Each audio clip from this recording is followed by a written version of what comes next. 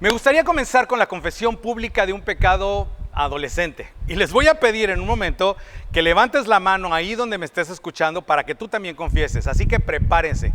Y algunos de ustedes están nerviosos porque piensan, oh, no, ese pecado no. No es ese en el que estás pensando. Es si alguna vez falsificaste la firma de tus padres para algo, no sé, la boleta, un permiso o para no usar el uniforme de educación física. Seguramente lo hiciste. Y si me estás escuchando, viendo y hay alguien junto a ti, solo dile sí lo hice. Bueno, ¿y no es cierto que se sienten mejor ahora? Es decir, han estado cargando el peso de esa culpa todos estos años, pero ya lo confesaron. Así que de todos modos, eso nos prepara porque me gustaría confesar algo también. Solo quería asegurarme de estar rodeado de pecadores como yo. Trato de no hacer esto y tal vez he sido culpable en el pasado, pero realmente trato de no hacerlo.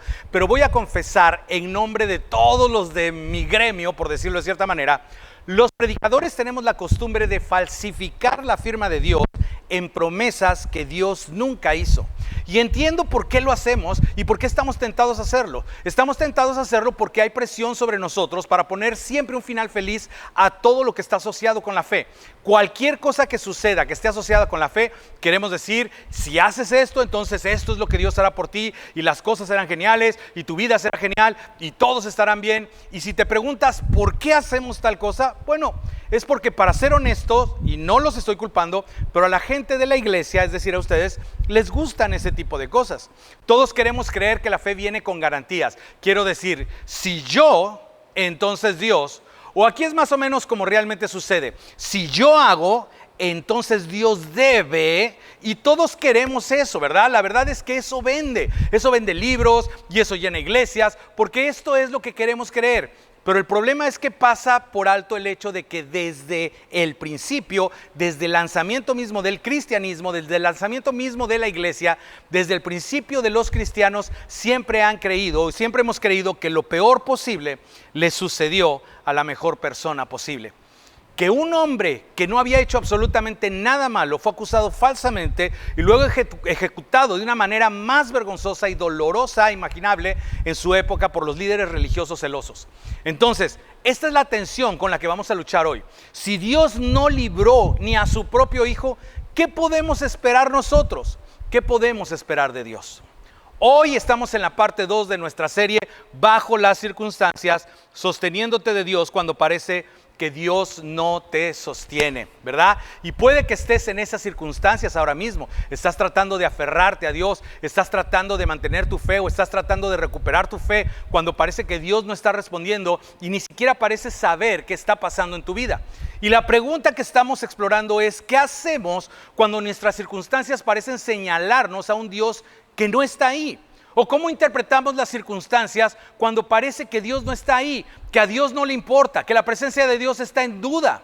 Todos hemos pasado por estos momentos de duda de su existencia. Quiero decir, todos estamos tentados a sacar conclusiones sobre Dios basados en nuestras circunstancias o realmente en nuestra capacidad o incapacidad para interpretarlas y tratar de alinearlas con la existencia, la presencia o la fidelidad de Dios. Circunstancias positivas y negativas. Nuestras circunstancias y las circunstancias de otras personas.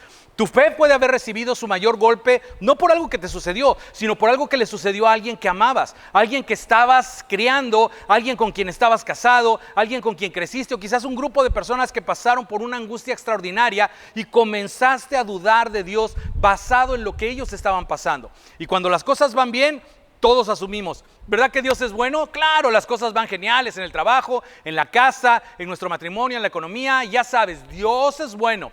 Y luego, cuando las cosas van mal, es donde nos preguntamos, ¿dónde está Dios? ¿O qué hice mal? Y luego comenzamos a jugar este juego de la fórmula. Es decir, ¿qué puedo hacer para bien, para que las cosas me vayan mejor? ¿Qué puedo hacer bien para llamar la atención de Dios?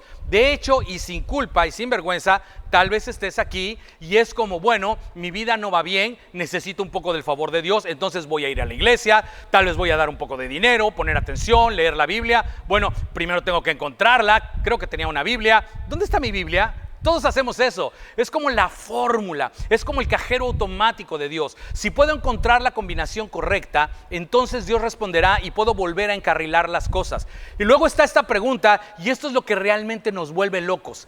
¿Y por qué Dios está bendiciendo a todos los demás? Quiero decir, no quiero ser crítico, pero ella no es tan buena persona como yo y su vida es casi perfecta y yo soy la mejor persona que conozco, o bueno, una de las mejores personas que conozco y mi vida no va tan bien, ¿sabes? En un salmo David hizo la pregunta de esta manera, de hecho fue más directo, fue de hecho una oración, no sé si lo diría a una congregación, pero dijo esto, dijo: Dios, ¿por qué prosperan los malvados? Y piensas en alguien en el trabajo o alguien en tu vecindario y sé que no lo llamas malvado, pero en tu vida de oración puedes usar ese lenguaje y así lo usó David. ¿Por qué los malvados? ¿Por qué la gente mala tiene todas las ventajas? Ahora, si esto es más o menos donde estás atascado, no te pierdas la parte 3 de esta serie que veremos la próxima semana y vamos a profundizar mucho en esto. Esto es un asunto muy, muy importante, pero de todos modos, volviendo a hoy, parte de la razón por la que esto es tan confuso para los cristianos y la gente realmente de todas las tradiciones religiosas, pero para los cristianos en particular, es lo que escuchas de personas en mi posición, de pastores y predicadores. Como dije hace algunos minutos, tenemos la tendencia, y yo trato mucho de no hacer esto, pero los predicadores tienen la tendencia de firmar el nombre de Dios en promesas que Dios nunca hizo. Y parte de la razón por la que hacen y caen en esto es la forma en que usan y en que se acercan y en que entienden la Biblia.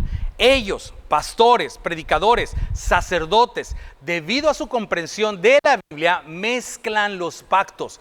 Y esto es lo que quiero decir. Tu Biblia, mi Biblia, nuestra Biblia en español, de hecho la Biblia en todos los idiomas, la Biblia cristiana, como sabes, está dividida en dos partes: el Antiguo Testamento y el Nuevo Testamento. Y desafortunadamente la palabra testamento nunca debería haber sido usada, pero bueno, a mí nadie me preguntó. Pero bueno, el punto es este: debería decir el Antiguo Pacto y el Nuevo Pacto, porque eso es lo que significa la palabra testamento. Se refiere a un pacto, el Antiguo Pacto y el Nuevo Pacto. Entonces, esas son las dos partes de la Biblia. El Antiguo Pacto, no toda la literatura del Antiguo Testamento, sino el Antiguo Pacto que está contenido en lo que llamaríamos el Antiguo Testamento. La primera parte de la Biblia es una relación de pacto entre Dios y el Israel antiguo. Y es tan importante, un poco profundo, pero vamos a ser prácticos. El arreglo o el pacto de Dios con el antiguo Israel fue de hecho un arreglo del 100%. Si yo hago, entonces Dios debe. Está absolutamente ahí, o más precisamente, si nosotros lo hacemos, Dios lo hará. El antiguo pacto, el pacto entre Dios y el Israel antiguo, no era un arreglo, un contrato o un pacto entre Dios e individuos. Esto es muy importante que lo entiendas. Era un pacto o un contrato entre Dios y una nación entera, la nación de Israel. Y cuando los líderes de Israel que establecían la dirección lo hacían bien, cuando eran fieles a Dios, cuando guardaban sus mandamientos, Dios bendecía a toda la nación. Los bendecía financieramente, los bendecía en términos de su tierra, los bendecía en términos de su salud, los bendecía en términos de que los niños nacieran sanos, los bendecía en términos de ser protegidos incluso de desastres naturales. Pero, y tú puedes leer esto, quiero decir, esto está todo expuesto en lo que llamaríamos el Antiguo Testamento. Cuando los líderes desobedecían a Dios y adoraban otros dioses y eran infieles a Dios, cuando rompían los términos del contrato, cuando rompían los términos del pacto, entonces Dios juzgaba y castigaba a todos, no solo a los malvados y no solo a los que rompieron las reglas. Todos sufrían cuando los líderes desobedecían a Dios y llevaban a la nación por mal camino, y los juzgaba militarmente, económicamente, geográficamente, de todo tipo de formas. Y eso es muy importante. Debido a este contrato, este pacto entre Dios y una nación, el antiguo Israel, sabía que estaban en buenos términos con Dios mirando sus circunstancias. Así es como lo sabían. Las cosas van geniales, es porque nuestros líderes deben estar cumpliendo el contrato de Dios. Las cosas no van geniales, ¿Qué están haciendo nuestros líderes? Nuestras cosas van geniales, nuestros líderes deben estar adorando bien a Yahweh. Pero las cosas están yendo mal es porque nuestros líderes están siendo infieles a Yahweh. Si está todo bien es porque están bien con Dios, pero si no, las cosas nos están yendo mal. ¿Qué están haciendo nuestros líderes? Era inclusive una forma de evaluarlos, era un contrato nacional, era un pacto nacional y los líderes eran responsables de obedecer a Dios y liderar la nación de una manera específica. Si quieres pruebas de esto, solo comienza a leer el libro de Éxodo y puedes leer primero y segundo de Reyes, y cuando lees lo que dicen los profetas enojados que encontramos en la primera parte de nuestra Biblia, siempre parece que están enojados, estaban enojados porque en su mayoría le hablaban a los líderes acusándolos, lo están haciendo mal, han abandonado a Dios, han construido estos lugares altos de adoración, están adorando ídolos extranjeros, han hecho contratos y han hecho acuerdos con reyes extranjeros y Dios les ha dicho que no lo hagan. Entonces los profetas siempre iban al líder diciendo: si no te arrepientes a nivel nacional, entonces Dios juzgará a Israel a nivel nacional, porque este es un contrato o un pacto nacional entre Dios y el Israel antiguo, toda una nación. Pero nosotros, la gente del nuevo pacto, y explicaré lo que quiero decir en un minuto, aquellos de nosotros que no somos parte de ese contrato nacional entre Dios y el Israel antiguo, aquellos de nosotros que en realidad aceptamos la invitación de Dios para participar en el pacto que Jesús estableció, no miramos las circunstancias para determinar dónde estamos con Dios. Déjenme decir eso de nuevo. Nosotros no miramos las circunstancias para determinar dónde estamos con Dios. No miramos las circunstancias para determinar si Dios nos ama, si Dios está con nosotros, si Dios nos cuida. ¿Saben a dónde miramos? Miramos a un solo evento que tuvo lugar en un monte fuera de las murallas de Jerusalén. Ahí es a donde tú y yo miramos, donde Dios envió a su Hijo para pagar por todo tu pecado y todo mi pecado. Y esa fue su manera de decir: he eliminado todos los obstáculos entre tú y tu Padre Celestial para que puedas tener comunión con Dios y Dios pueda amarte incondicionalmente y pueda escuchar tus oraciones independientemente de tu pecado y pueda intervenir si así lo decide y pueda consolar si eso es lo que decide hacer. Pero estás en una relación correcta con Dios y nunca tienes que preguntarte si Dios te ama, si Dios se preocupa por ti o si Dios está contigo. Pero cuando los predicadores mezclan y combinan los pactos del Antiguo Testamento hechos entre Israel y Dios y el pacto del Nuevo Testamento entre Dios y todos y cada uno de la raza humana, cuando los predicadores mezclan esto, los cristianos tienden a comenzar a hacer lo que se suponía que debería hacer Israel. Comenzamos a mirar nuestras circunstancias. Ahora, al resaltar esto, de acuerdo, al resaltar esta distinción entre las promesas del Antiguo Pacto y las promesas del Nuevo Pacto, a menudo soy muy criticado y tú también eres criticado. Eres criticado por escucharme, ¿de acuerdo? No sé si lo sabías, pero solo mantente alejado de Twitter. Mejor ni los leas, ¿de acuerdo? Pero de todos modos, yo paso a menudo y me pasa, a menudo, y soy muy criticado por esto. Roberto no cree en el Antiguo Testamento, Roberto no enseña el Antiguo Testamento, pero eso no es cierto, porque si escuchas no solo a mí, sino a todos nuestros comunicadores, entramos en el Antiguo Testamento, contamos las historias. Quiero decir, por supuesto que creemos que Dios estaba obrando en el Antiguo Testamento, pero lo que no hacemos es extraer promesas de Israel y decir: esas promesas son para ti, y tú tampoco deberías hacerlo. Pero lo interesante, y si lees el Nuevo Testamento, esto es tan claro, no es como que esté escondido. Jesús y el apóstol Pablo en particular son muy claros sobre la relación entre el pacto con Dios, con Israel, y el pacto de Dios con la raza humana a través de Jesús. Jesús dejó esto muy claro durante su última Pascua. Hemos visto este pasaje muchas veces, y si creciste en la iglesia, estos son los versículos que los predicadores a menudo usaban cuando servían la comunión y se enfocaban en la parte de la comunión, no en la parte en la que me voy a enfocar yo. Lo has escuchado antes. Jesús está con sus discípulos, reunido ahí con sus discípulos. Esta es la última cena de Pascua. Será arrestado en unas pocas horas, será crucificado al día siguiente y dice esto, fíjate: de la misma manera tomó la copa después de cenar y dijo: esta copa es el nuevo pacto en mi sangre que es derramado por ustedes. En otras palabras, este es un evento que se está estableciendo ahora mismo frente a ustedes. Esta copa es el nuevo pacto, el nuevo contrato, el nuevo arreglo. En mi sangre todo este otro contrato, ese otro pacto que Dios estableció con la nación de Israel, se inauguró y se mantuvo con la sangre de animales, pero esto es completamente nuevo. Este es un nuevo pacto con un nuevo mandamiento, con un nuevo sistema operativo, con un nuevo sistema de valores, y se está estableciendo ahora mismo y mañana, cuando sea arrestado y sea crucificado, y unos días después cuando sea resucitado entre los muertos, pero se ha establecido ahora mismo el nuevo pacto en mi sangre que se derrama por todos ustedes. En otras palabras, el antiguo pacto entre Dios y el Israel antiguo tenía una fecha de caducidad, una fecha de vencimiento.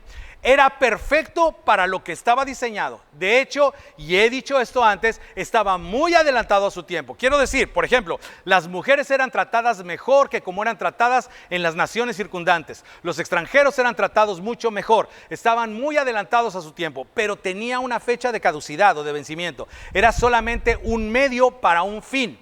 Y el apóstol Pablo constantemente en todas sus cartas recordaba a los gentiles, nosotros, la gente no judía, que no estábamos incluidos en el pacto de Dios con Israel. No es nuestro pacto, o para ser específico, esas promesas del antiguo pacto no son tus promesas. No estamos incluidos.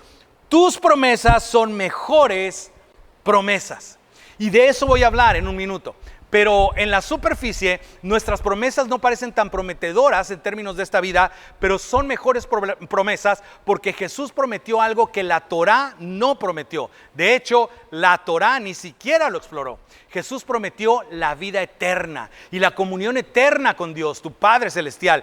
Esto es lo que dice el autor de los Hebreos. Mira bien, ahora, Hebreos es una parte muy interesante del Nuevo Testamento. Es como un sermón. Lo llamamos un libro de la Biblia, pero en realidad es como un sermón. Y no sabemos quién lo escribió, pero los apóstoles del primer siglo y los cristianos del primer siglo creían que era tan valioso y verdadero, específicamente por lo que abordaba, que lo valoraron, lo leyeron en la iglesia primitiva, llegó al canon, llegó al Nuevo Testamento. Pero esto es lo que escribe el autor de los Hebreos. Fíjate bien. Por eso Cristo es mediador de un nuevo pacto para que los llamados reciban la herencia eterna prometida. Y aquí está de nuevo.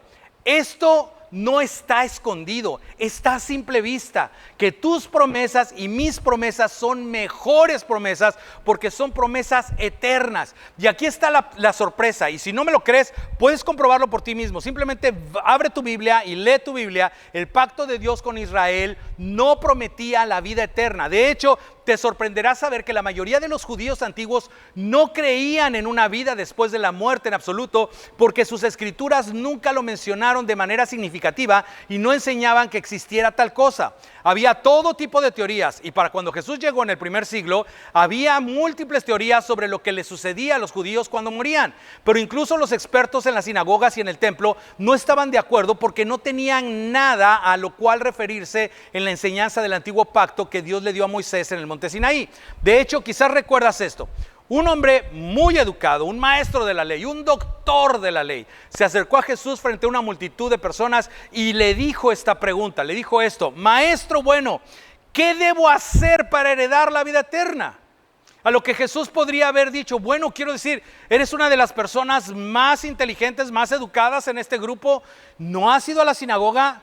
Y él habría dicho: sí, he ido a múltiples sinagogas, he hablado con múltiples líderes religiosos, pero ellos mismos no están de acuerdo, no sabemos. Responde esta pregunta para nosotros. Los saduceos, ese grupo, dicen que no hay espiritualidad, que no hay ángeles, que no hay demonios, que no hay vida después de la muerte. No hay nada. Tengo lo que tengo y eso es lo que veo. Y lo que tienes es lo que ves. Y estamos aquí para los propósitos y el placer de Dios. Y cuando mueres, se acabó. Por otro lado, los fariseos tienen una idea vaga de que hay algún tipo de resurrección para los justos, pero de hecho no estamos seguros exactamente de quién resucita y quién no, y qué le sucede a las personas que no son justas. Así que simplemente no sabían por sus textos, nunca hablaron de eso. Y luego Jesús llega, ¿y de qué habla casi todo el tiempo? De vida eterna con el Padre en el cielo, que ha preparado el camino y que prepararía el camino enviando a su Hijo para eliminar todos los obstáculos para que tengas comunión eterna con Dios, tu Padre. Nuestras promesas están anunciadas al nuevo pacto de Jesús, lo que significa que si no puedes encontrar alguna promesa en el nuevo pacto, ten cuidado de buscar en otro lugar. Si no puedes encontrar en el Nuevo Testamento, ten cuidado de buscar en otro lugar. De lo contrario, corres el riesgo de decepcionarte por la renuencia de Dios a cumplir una promesa que nunca te hizo a ti. Te sentirás tentado a hacer lo que se suponía que debía hacer el Israel antiguo, no tú. Te sentirás tentado a juzgar la presencia de Dios por tus circunstancias, lo cual se suponía que ellos debían hacer, pero tú no debes hacerlo debido a la cruz. De hecho, te sentirás tentado a juzgar la fidelidad de Dios por tus circunstancias, lo cual no se supone que debes hacer. Israel lo tenía que hacer porque era todo lo que tenían para guiarse, porque nuevamente no miramos las circunstancias para determinar dónde estamos con Dios. Miramos a un solo evento que tuvo lugar fuera de las murallas de Jerusalén, cuando Dios permitió que su hijo muriera para pagar por tu pecado, para asegurarte de que estás y puedes estar y tener una posición correcta con Dios. ¿Alguna pregunta hasta ahora? Bueno, ahora, cambiando un poco de tema, pero hay una promesa del Antiguo Testamento, una promesa que aparece en nuestro Antiguo Testamento, pero no en el Antiguo Pacto. Son dos cosas diferentes. Sé que es un poco confuso, pero entiendes el punto. Una cosa es el Antiguo Testamento y luego dentro de esto está este pacto o contrato que Dios hizo con Israel. Hay una promesa en nuestro Antiguo Testamento que sí se aplica a ti y a mí. Y no es una promesa que se te haya hecho, pero se aplica a ti. Y precedió al pacto de Dios con Israel por cientos y cientos de años. Y estoy hablando de la promesa que Dios le hizo a Abraham. Bueno, una pequeña línea de tiempo podría ayudar. Mira, Abraham, año 2000 antes de Cristo, Dios llama a Abraham y dice: quiero que vayas a un lugar al que nunca has ido antes. Voy a hacer algo que nunca he hecho antes. 1400 antes de Cristo, cientos de años después de Abraham, Dios establece su pacto con Israel a través de Moisés. Pero Dios le hizo una promesa a Abraham, una promesa que no cumplió aquí. De hecho, una promesa que cumplió 2000 años después, cuando nació un rey, cuando nació el Mesías, cuando nació Jesús. Y el autor de Hebreos, y esto es tan asombroso, y por eso vamos a ver este pasaje rápidamente, el autor de Hebreos habla directamente sobre el tema de cómo la gente del nuevo pacto sabe que Dios está con nosotros. Habla directamente en este tema porque sabía que tenía a muchas personas en su audiencia judía. De hecho, la razón por la que se llama el libro de los Hebreos es porque fue escrito para cristianos judíos, y sabía que estaba hablando con un grupo de personas que estaban acostumbradas a mirar las circunstancias para determinar si Dios estaba con ellos y sus circunstancias eran malas, y en consecuencia estaban confundidos, no sabían si habían hecho lo correcto, querían volver a las viejas costumbres y se preguntaban: ¿será que Dios estaba con nosotros? Y el autor de Hebreos está diciendo: absolutamente, Dios está contigo, pero no mires las circunstancias para determinar eso. Mira a Jesús, y la forma en que hace esto es un largo sermón y está intentando revisar las circunstancias de los personajes claves entre Abraham y Jesús.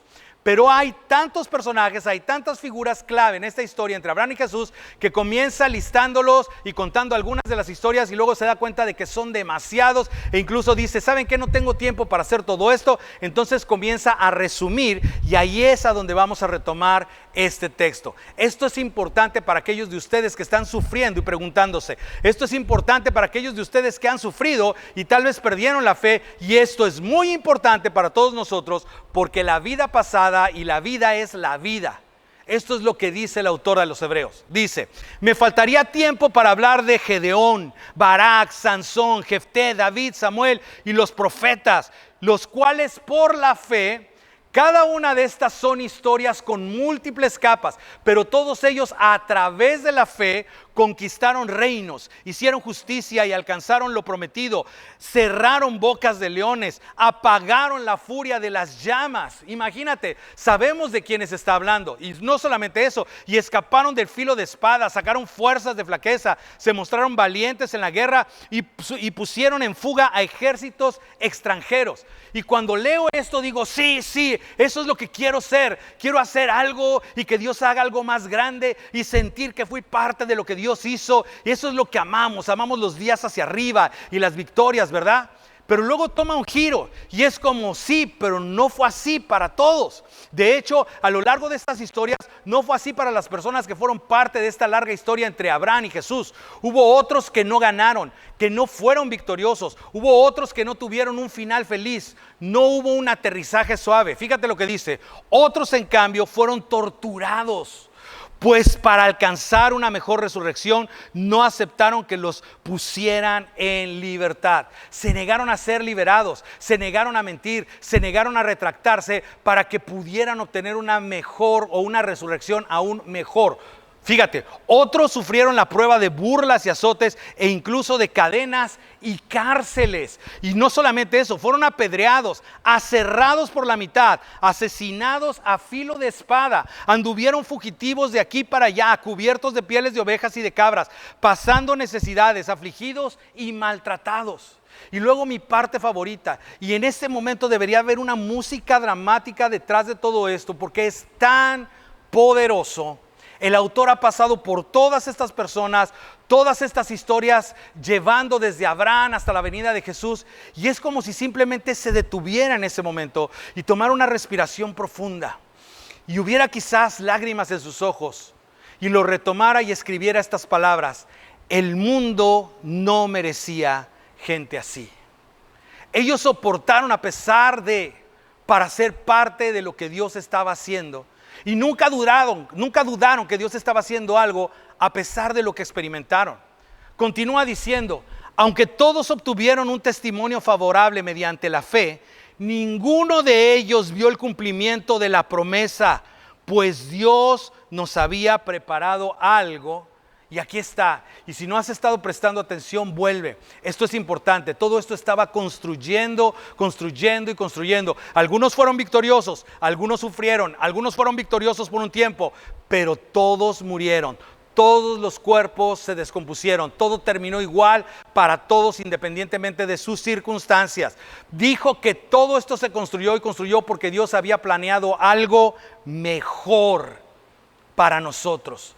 Mejor para ti, mejor para mí, mejor para aquellos de nosotros que hemos abrazado y aceptado la invitación de Jesús para participar en el nuevo pacto entre Dios y la raza humana.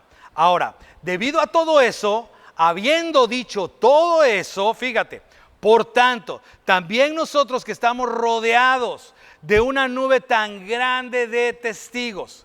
Imagina que en algún lugar del cielo están todas estas personas que acabo de enumerar, que fueron fieles. Algunos de ellos se sometieron, todos ellos pecaron, todos ellos fueron infieles en ocasiones, pero mantuvieron su fe en Dios. Incluso cuando se apartaron de Dios, volvieron a Dios, mantuvieron su fe en Dios y son parte de la historia. Y ya que estamos rodeados por estas personas extraordinarias, hombres y mujeres que siguieron confiando y creyendo, que no interpretaron la adversidad como la ausencia de Dios, ya que ese es el trasfondo de nuestra fe, ¿cómo debo responder yo a la adversidad?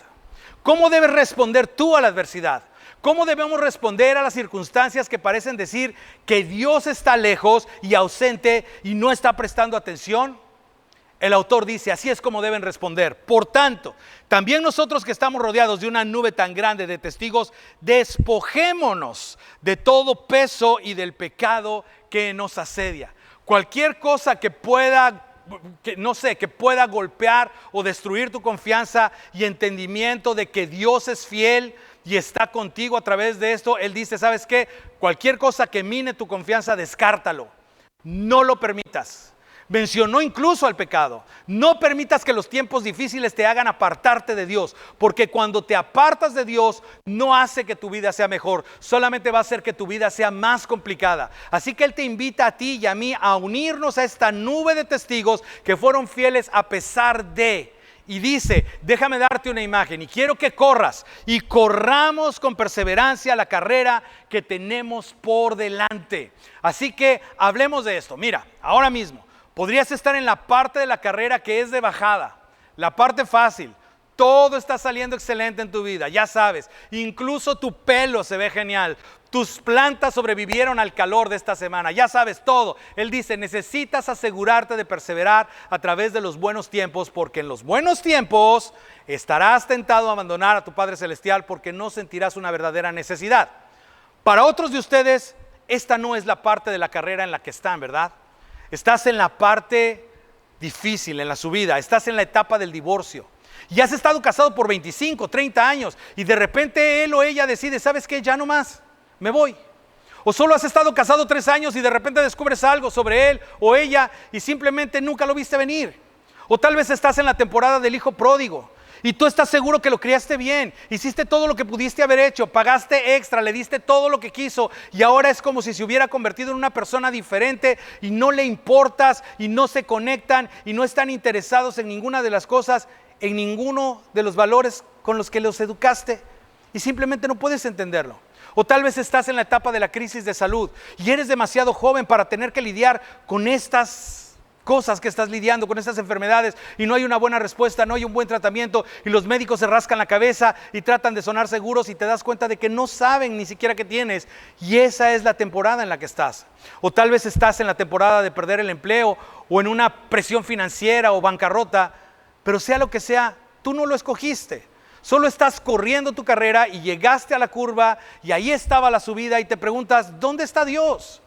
Y Pedro, o el apóstol Pablo, o Juan, que nos trajo la historia que hablamos la semana pasada, te diría, está bien, antes de que entres en pánico, antes de que presiones el botón de expulsión, antes de que digas que no crees, solo quiero que mires las promesas que Dios le hizo a Abraham. Y quiero que imagines todos los detalles que sucedieron entre Abraham y Moisés y los antiguos israelitas en el Antiguo Testamento, hasta Belén, cuando nació un rey de reyes, quien creció para ser tu Salvador y acentuó su amor por ti, su cuidado por ti. Y recuerda, esto es tan importante, como Jesús, así es como es el Padre. Y si quieres saber cómo es el Padre, miras a Jesús. No mires más allá de Jesús, estás mirando más allá de Dios. Si quieres saber cómo es el Padre, miras al Hijo, el Hijo que vino a dar su vida por ti para demostrar cuánto te ama, cuánto le importas y que está contigo y está por ti. Solo fija tus ojos, asegúrate de estar mirando en la dirección correcta independientemente de cómo se ve la carrera. Fíjate, retomo ahí. Y corramos con perseverancia la carrera que tenemos por delante. Fijemos la mirada en Jesús. No en tus circunstancias, no en la persona que te hirió, no en los médicos que simplemente parecen no saber y parecen no importarles tanto como crees que debería importarles. Fijando tus ojos en Jesús, y para abordar lo que estoy seguro que alguien por ahí está pensando, esto no es solo una charla de predicador, esto no es solo una teoría, yo lo he visto una y otra vez, he estado con personas, he llorado con personas para quienes no había un final feliz, no iba a haber un aterrizaje seguro, caminando por el valle de sombras de muerte. De hecho, algunos de ustedes están ahí ahora mismo. Estoy contando tu historia, caminando por el valle de sombra de muerte, y sigues confiando, y sigues creyendo, y sigues sosteniéndote de Dios cuando parece que Dios no te está sosteniendo. Y ya no buscas explicación, ya pasaste de esto. ¿Por qué? Porque no hay una explicación emocionalmente satisfactoria para lo que estás pasando. Y si eres tú, diría de ti lo que el autor de Hebreos dijo sobre los hombres y mujeres de los que escribió: el mundo no es digno de ti. Porque cuando estoy contigo y oro contigo y mi corazón se rompe contigo, mi fe se hace más grande porque me recuerda, como muchos de ustedes han sido recordados cuando han estado en situaciones como esta, con creyentes que se aferran y creen de todos modos. Esta es la promesa, pero me recuerda que hay una gracia. Hay una fuerza, hay un poder, hay una energía, hay algo que no experimentarás hasta que lo necesites, pero está ahí cuando lo necesitas. De vuelta al autor de los Hebreos, dice: y corramos con perseverancia la carrera que tenemos por delante, fijemos la mirada en Jesús, el iniciador y perfeccionador de nuestra fe. Es la razón por la que podemos tener confianza. El punto del autor es fijar tus ojos en Jesús y no en las circunstancias. Y esto no es una charla de predicador. Así es como te inclinas y experimentas el poder y la presencia de Dios en medio de circunstancias que no elegiste, simplemente aparecieron en el curso de tu carrera. Dice: quien por el gozo que le esperaba soportó la cruz, soportó algo que no tendrás que soportar, aunque pueda sentirse así en el momento. Quien soportó la cruz por ti, menospreciando la vergüenza. Esta es una palabra tan poderosa, desearía poder pasar más tiempo en ella. Es como si Jesús estuviera colgado en la cruz diciendo: ¿sabes? eso que me estás diciendo, eso por lo que estás llorando es todo lo que tienes, eso es todo lo que te pasa. Cuando veas lo que me espera al otro lado de esto, al otro lado de la cruz, te vas a dar cuenta que lo que estás viviendo no es nada. Y el autor de los Hebreos dice, y después de que murió y resucitó de entre los muertos, y ahora está sentado a la derecha del trono de Dios. Y dice, vamos, considéralo, consideren aquel que perseveró frente a tanta oposición por parte de los pecadores. ¿Por qué? ¿Para qué? Aquí está, para que no se cansen ni pierdan el ánimo, para que no pierdas la fe, para que no pierdas la confianza, para que no te canses y pierdas el ánimo. Antes había dicho esto, aquí está la invitación.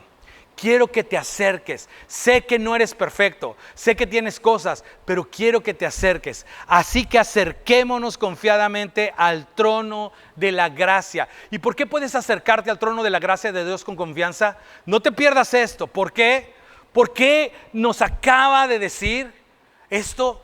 Porque sentado al lado de tu Padre Celestial está el Hijo que soportó tal oposición y tal dolor. Él sabe, Él siente, Él lo sintió y está ahí sentado junto al Padre intercediendo por ti porque le importas. Tu Salvador que ha estado allí lo ha sentido, lo ha enfrentado. Y luego aquí está lo decisivo, aquí está la promesa, porque hay una promesa para recibir.